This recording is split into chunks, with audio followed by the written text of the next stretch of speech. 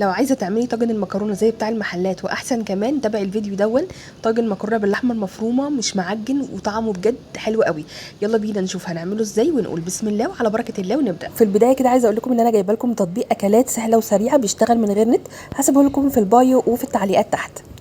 اول حاجه هنا عملتها، جبت بصل وفلفل اخضر وجزر مبشور، تمام. حطيت عليهم بهارات ملح وفلفل وبهارات لحمه وشويه قرفه صغيرين، وبعد كده حطيت اللحمه المفرومه بتاعتي.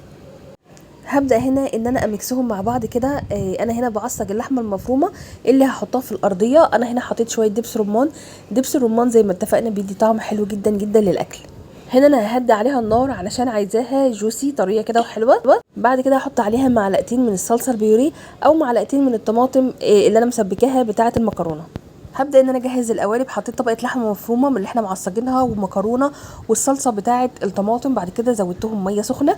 حطيت فوق الوش رشه ملح ورشه بهارات كده بتاعه اللحمه، تمام. وبعد كده بحط سنه صغيره من السمنه البلدي او من الزبده فوق الوش برده، وبغطيهم كده. بتبقى بجد طعمها حلو. لو ما عندكوش القوالب دي ممكن تعملوا الطريقه دي في صينيه عاديه يعني خالص، وبغطيها بالالومنيوم. بدخلها الفرن. بتاكلوا بقى احلى طاجن مفلفل كده وطعمه بجد بيبقى حلو جدا.